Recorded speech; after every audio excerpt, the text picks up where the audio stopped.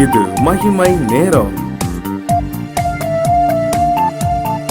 கிறிஸ்துவுக்குள் அன்பான மகிமை டிவி நேயர்களுக்கு இனிமையான காலை வணக்கத்தை நான் தெரிவித்துக் கொள்கின்றேன். மகிமை நேரம் மூலமாக உங்களை சந்திப்பதில் மிகுந்த மகிழ்ச்சி அடைகின்றேன். கடந்த 4 நாட்களும் பொறுமையோடு கர்த்தரை காத்திருக்க வேண்டும். அதன் மூலமாக ஆசீர்வாதத்தை பெற்றுக்கொள்ளலாம், உயர்வை கற்றுக்கொள்ளலாம். பொறுமையாக காத்திருந்தால் கிடைக்கக்கூடிய நன்மைகளையும், காத்திருக்காவிட்டால் கிடைக்கக்கூடிய பதில்களையும் நாம் பார்த்தோம். இந்த நாளிலும் கர்த்தரிடத்திலே நாம் காத்திருக்கும் பொழுது அநேக வரங்களை நாம் பெறுகின்றோம் என்று சொல்லி நாம் வேதத்திலே பார்க்கின்றோம். பொதுவாக நாம் கிறிஸ்தவர்கள் ஆவியின் வரங்கள் 9 என்று சொல்லி, அந்த 9 வரங்கள் யாரிடத்தில் காணப்படுகிறது என்று சொல்லி சோதித்து பார்க்கின்றவர்களாக காணப்படுகின்றார்கள். ஆனால் 9 தானா என்று சொல்லி நீங்கள் எண்ணி பார்த்தீர்கள் என்று சொன்னால் அது உண்மையான காரியம் அல்ல. வேதத்திலே ரோமர் 12ஆம் அதிகாரம், 1 கொரிந்தியர் 12ஆம் அதிகாரம், எபேசியர் 4ஆம் அதிகாரம், 1 பேதுரு 4ஆம் அதிகாரம் ஆகிய அதிகாரங்களை நீங்கள் வாசித்து பார்த்து பட்டியலிட்டீர்கள் என்று சொன்னால் நீங்கள் கண்டு கொள்ளலாம். அநேக வரங்கள் அங்கே கொடுக்கப்பட்டிருக்கின்றது. 9 வரங்கள் மாத்திரம் இயேசுவால் கொடுக்கப்பட்டது அல்ல, அநேக வரங்கள் கொடுக்கப்பட்டிருக்கின்றது. எப்படி வானவில் காணப்படுகின்றதோ, வானவில்லில் 7 நிறங்கள் காணப்பட்டாலும் அது ஒன்றோடு ஒன்று இணைந்து அதிகமான நிறங்களை கொடுப்பதை போன்று வரங்கள் ஒன்றுக்கொன்று இணைந்து அதிகமான வரங்களை கொடுப்பதாக அங்கே காணப்படுகின்றது. இந்த 4 அதிகாரங்களை நீங்கள் வாசித்து பார்த்தீர்கள் என்று சொன்னால், வரிசைப்படுத்துவீர்கள் என்று சொன்னால் நிறைய வரங்கள் அங்கே கொடுக்கப்பட்டிருக்கிறது. ஆகவே 9 வரங்கள் மாத்திரம் கிறிஸ்துவுக்கு கொடுக்கப்பட்டது அல்ல, அதோடு கூட கொடுக்கப்பட்டிருக்கின்றது. ஒருவேளை ஒழுங்காக நாம் அதை வரிசைப்படுத்தினோம் என்று சொன்னால் 19 வரங்கள் அங்கே கொடுக்கப்பட்டிருக்கின்றது. சொல்ல போனால் தீர்க்க தரிசனம், போதகம், ஆலோசனை, பகிர்தல், தலைமைத்துவம், இரக்கம், ஞானம், அறிவு, விசுவாசம், சுகமளிப்பு, அற்புதங்கள், பகுத்தறிதல், பாஷைகள், பாஷை வியாக்கியானம், உதவிகள், ஆளுகை, அப்போஸ்தலத்துவம், நற்செய்தி அறிவிப்பு, மேய்ப்பு என்று சொல்லி 19 வரங்கள் அங்கே கொடுக்கப்பட்டிருக்கின்றது. எனக்கு அன்பான தேவனுடைய ஜனமே, அந்த 9 வரங்கள் மாத்திரமல்ல, இந்த 19 வரங்கள் மாத்திரமல்ல, அநேக வரங்கள் வேதத்தை வாசித்து நாம் அறிந்தோம் என்று சொன்னால் நமக்காக வைக்கப்பட்டிருக்கின்றது. ஆகவே ஆண்டவராய் இயேசு கிறிஸ்துவை இந்த வரங்கள் மாத்திரம்தான் அவர் கொடுத்திருக்கிறார் என்று சொல்லி நாம் ஒருவேளை எண்ணுவோம் என்று சொன்னால் அவர் ஒரு ஏழையாகத்தான் காணப்படுகின்றார். ஆனால் அப்படி அல்ல நம்முடைய நாதராய் இயேசு கிறிஸ்து. எபேசியர் 3ஆம் அதிகாரம் 20ஆம் வசனம் இப்படியாக சொல்கின்றது, நாம் வேண்டிக் கொள்கிறதற்கும் நினைக்கிறதற்கும் மிகவும் அதிகமாய் செய்ய வல்லவர் அவர் என்று சொல்லி அங்கே சொல்லப்பட்டிருக்கின்றது. ஆகவே இந்த ஆவியின் வரங்களாகிய 9, 19 மாத்திரமல்ல, வேதத்தை நீங்கள் வாசித்து பார்த்தீர்கள் என்று சொன்னால் அநேக வரங்கள் அங்கே கொடுக்கப்பட்டிருக்கின்றது. நாம் நினைக்கிறதற்கும் அதிகமாய், நாம் வேண்டிக் கொள்வதற்கும் அதிகமாய் வரங்களை கொடுப்பதற்கு அவர் வல்லவராய் இருக்கிறார். அவர் நம்முடைய நாதராய் இயேசு கிறிஸ்து இன்று உயிரோடு கூட இருக்கிறார். அவரிடத்திலே நாம் வரங்களை கேட்டு பெற்றுக்கொள்ள வேண்டும்.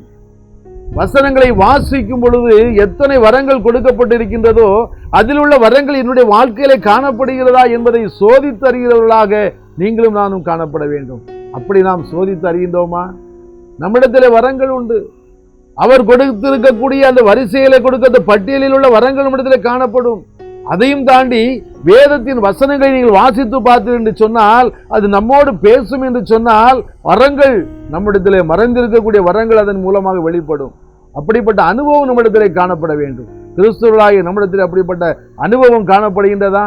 அப்படி என்று சொன்னால் வேதத்தை நாம் மிக தெளிவாக, அமைதியாக அதை ஆராய்ந்து படிக்கின்றவர்களாக காணப்பட வேண்டும். அப்படி என்றால்தான் அந்த வரங்கள் நம்முடைய வாழ்க்கையிலே அது கண்டுபிடிக்க முடியும். அந்த வரங்கள் நம்மிடத்தில் இருப்பதை நாம் அறிந்து கொள்ள முடியும். அது ஆண்டவராய் இயேசு கிறிஸ்து நம்மிடத்திலே வரங்களை கொடுத்திருக்கின்றார். பவுல் சொல்லுகின்றான், மனிதன் திருமணமாகாமல் இருப்பது தேவனால் அருளப்பட்ட வரம் என்று சொல்லி திருமணமாகாமல் ஊழியம் செய்து கொண்டிருந்த பவுல் அப்படி சொல்லுகின்றார். மனம் திருமணம் ஆகாமல் இருப்பதே தேவனால் அருளப்பட்ட வரம் என்று சொல்லி அங்கே சொல்லப்பட்டிருக்கின்றது. இப்படியும் இன்று வாழ்ந்து கொண்டிருக்கின்றார்கள். திருமணம் ஆகாமலே கர்த்தருக்காக ஓடி ஓடி உழைக்கின்றவர்கள் அநேக பேர் இருந்து கொண்டிருக்கின்றார்கள். அதை அவர்கள் வரமாக எண்ணிக்கொண்டிருக்கின்றார்கள். மேலும் நாம் பார்த்தோம் என்று சொன்னால் விருந்தோம்பல் இன்னொரு வரம். 1 பேதுரு 4ஆம் அதிகாரம் 9ஆம் அதிகாரம் 10 வசனத்தை வாசித்து பார்த்து என்று சொன்னால் விருந்தோம்பல் ஒரு வரம். நம்முடைய நண்பர்களை மாத்திரமல்ல, நமக்கு நெருக்கமான உறவினர்களை மாத்திரமல்ல நாம் விருந்தோம்பல் செய்வது. ஆண்டவராய் இயேசு கிறிஸ்துவுக்குள்ளாக நீங்களும் நானும் தனி இருப்போம் என்று சொன்னால், அவருக்குள்ளாக நாம் தரித்திருப்போம் என்று சொன்னால், அந்த விருந்தோம்பல் என்பது மிகப்பெரிய ஒரு வரமாக காணப்படுகின்றது. வேதத்திலே அநேக விருந்தோம்பல்களை நாம் பார்க்கின்றோம். ஆனால் அதையும் தாண்டி இந்த உலகத்தில் வாழக்கூடியவர்கள் நிறைய பேர் வாழ்ந்து கொண்டிருக்கின்றார்கள். அவர்கள் வீட்டிற்கு வருபவர்களை விருந்து உபசரிப்பு செய்வதில்லை அவர்கள் மிகவும் சிறந்தவர்களாக காணப்படுகின்றார்கள். எண்ணி பார்த்தோம் என்று சொன்னால் எப்படி இந்த வரம் அவர்களிடத்திலே கொடுக்கப்பட்டிருக்கின்றது. அவர்கள் கிறிஸ்துவுக்குள்ளாக காணப்படுகின்றார்கள். வந்தவர்களை வரவேற்பது மாத்திரமல்ல, விருந்து உபசரணை செய்வதுமல்ல மாத்திரமல்ல, அன்பான வார்த்தைகளை அவர்களோடு பேசுகின்றார்கள். அந்த அன்பு வெளிப்படுகின்றது விருந்தோம்பலின் மூலமாக. அப்படிப்பட்ட அன்பு நம்மிடத்திலே காணப்படுகின்றதா? வீட்டிற்கு வருபவர்களை நாம் முகமலர்ச்சியோடு வரவேற்கக்கூடிய கிறிஸ்தவர்களாக காணப்படுகின்றோமா? நமக்கு வேண்டியவர்கள் வந்தால் அவர்களை இன்பத்தோடு வரவேற்கக்கூடிய கிறிஸ்தவர்களாக வாழ்ந்து கொண்டிருக்கின்றோமா? எனக்கு அன்பான தேவனுடைய ஜனமே, இந்த காலை நேரத்திலே ஆண்டவராய் இயேசு கிறிஸ்து நம்மை பார்த்து சொல்கின்றார், உனக்கு அநேக வரங்கள் கொடுக்கப்பட்டிருக்கின்றன. அன்பாக நீ இருந்து மற்றவர்களை உபசரிக்கக்கூடிய வாய்ப்பு கொடுக்கப்பட்டிருந்து நீ அப்படி செய்யவில்லை என்று சொன்னால் அந்த வரத்தை இழந்தவராக நீ காணப்படுவாய் என்று சொல்லி நம்மை பார்த்து எச்சரிக்கிறவராக காணப்படுகின்றார். நம்முடைய வீட்டிற்கு வருபவர்களை விருந்தோம்பல் செய்வதிலே, அன்பு செலுத்துவதிலே நாம் அந்த வரத்தை பெற்றவர்களாக காணப்படுவதிலே நம்ம தகுதிப்படுத்திக் கொள்ள வேண்டும் என்று சொல்லி கர்த்தர் நம்மிடத்தில் எதிர்பார்க்கின்றார். இன்னும் அநேக வரங்கள் நீங்கள் வாசித்து பார்த்தீர்கள் சொல்லப்படுகின்றன. இந்த காலகட்டத்திலே பாடல்களை எழுதி இசையமைத்து பாடுகின்றார்கள், கர்த்தருடைய நாமத்தை மகிமைப்படுத்துகின்றார்கள். அது அவர்களுக்கு கொடுக்கப்பட்ட வரம். தந்தை பெர்க்மான்ஸ் அவர்கள் இந்த அதிகமான பாடல்களை, உற்சாகமான பாடல்களை, ஆவியின் வரத்தை பெறக்கூடிய பாடல்களை எழுதி அதை பாடுகின்றார். அது அவருக்கு கொடுக்கப்பட்ட வரம். இப்படிப்பட்ட வரம் உங்களிடத்திலே காணப்படுகின்றது. அதை பயன்படுத்துகின்றவர்களாக காணப்படுகின்றோமா என்று சொல்லி கர்த்தர் எதிர்பார்க்கின்றார். நம்மிடத்தில் கொடுக்கப்பட்ட வரங்களை நாம் பயன்படுத்திக் கொள்ள வேண்டும்.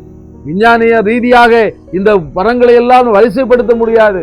ஒரு வரைபடத்திலே அங்கெங்கே பொருத்தி வைக்க முடியாது.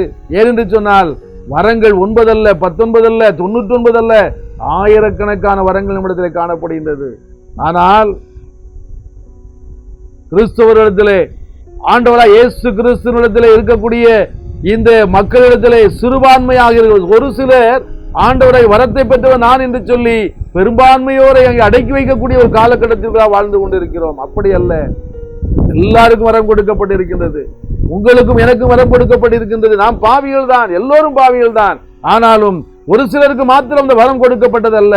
ஒருவேளை தீர்க்க தரிசனம் சொன்னால் அவர் மாத்திரமே வரம் பெற்றார் என்று சொல்லி நாம் எண்ணுகிறோம். அப்படி அல்ல, எல்லாருக்கும் வரம் கொடுக்கப்பட்டிருக்கின்றது. எனக்கு கொடுக்கப்பட்ட வரம் என்ன என்பதை அவருக்குள்ளாக காத்திருந்து பெற்றுக்கொண்டு அதன்படி நாம் வாழ கற்றுக்கொள்ள வேண்டும். அப்படி என்று சொன்னால் சிறுபான்மையாக இருக்கக்கூடிய வரங்களை பெற்று எண்ணிக்கொண்டிருக்கின்றவர்கள் பெரும்பான்மையாக மாறிவிடுவார்கள். ஏனென்று சொன்னால் எல்லாரிடத்திலும் வரம் இருக்கின்றது. ஒரு சிலர் மாத்திரம் வரம் பெற்றவர்களாக சுற்றி திரிந்து ஆண்டவர் இயேசுவினுடைய வார்த்தைகளை சொல்லிக் கொண்டு இருந்தால் அவர்கள் நன்மை செய்தவர்களாக அவரிடத்தில் வரம் காணப்படுகிறது என்று சொல்லி நாம் சொல்லுகின்றோமே, அது மாற்றப்பட்டு வரம் பெற்றவர்கள் பெரும்பான்மையானவர்கள் ஆயினால் சபை பக்குவப்படுத்தப்படும், சபை மேன்மைப்படுத்தப்படும், சபையில அற்புதங்கள் நடக்கும், அதிசயங்கள் நடக்கும், அங்கே சமாதானம் அதிகமாக அங்கே உலாவும். எனக்கு அன்பான தேவனுடைய ஜனமே, நம்முடைய வாழ்க்கையில வரங்களை பெற்றவர்களாக காணப்படுகின்றோம். ஆண்டவரே இயேசு கிறிஸ்துவினுடைய பிள்ளைகளாக காணப்படக்கூடிய ஒவ்வொரு இடத்திலும் வரங்கள் காணப்படுகின்றது.